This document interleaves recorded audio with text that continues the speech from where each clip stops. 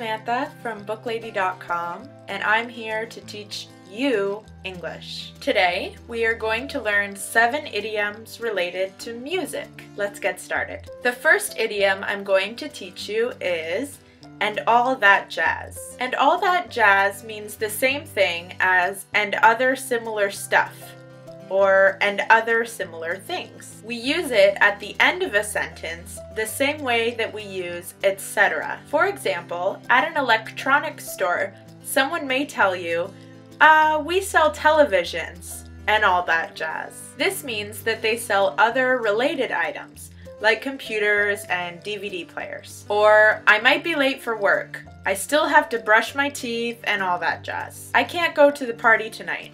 I've got to walk my dog and all that jazz. The second idiom I'm going to teach you is a jam session. A jam session means the same thing as a band or a music practice. For example, I could say that the band has a jam session every Sunday. We also sometimes just use the word jam to express that a band is practicing. So I could also say that the band jams every Sunday. Here's another example.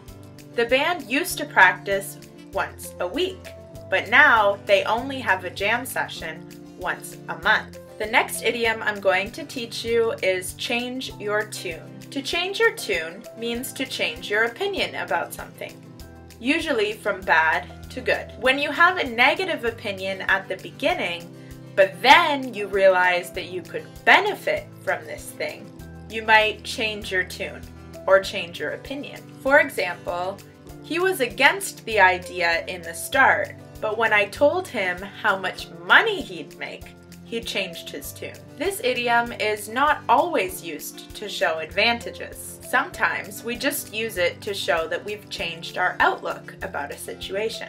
For example, the company will change their tune once they realize that people are getting upset with them. The next idiom is clear as a bell.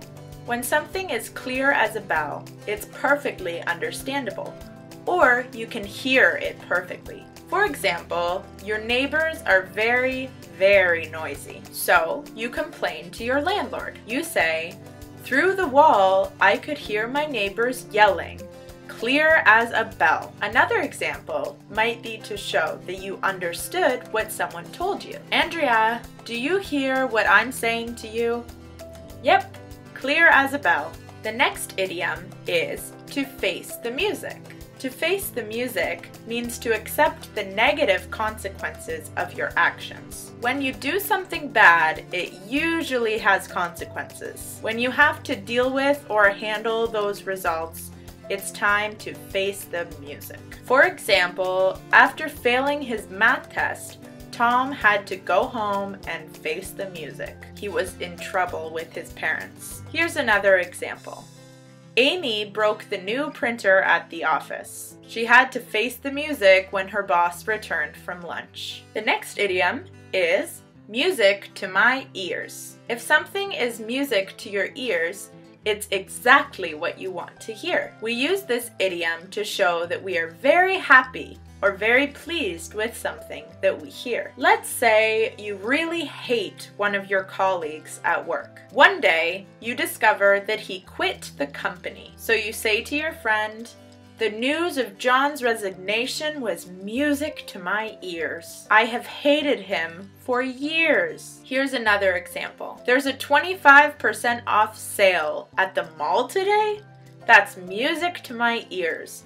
I love shopping." The last idiom I'm going to teach you today is play it by ear. To play it by ear means to not plan something ahead. Instead of making plans, you do whatever feels best at the time. This depends on the situation. For example, you could say, "I'm not sure how long I'll stay at the party. I'll just play it by ear." This way, we know that you don't have any plans. Here's another example. We are going backpacking through Southeast Asia all summer. We're going to play it by ear instead of using an itinerary. Okay, that's it for today's music idioms. Now it's time for you to practice. Comment below with a sentence using one or two of the idioms you just learned. Then Try to use them when you're speaking in English. If you never say the words that you've just learned, your brain will forget them very quickly. Be sure to subscribe to my channel, Booklady English, by clicking the subscribe button below. We put out new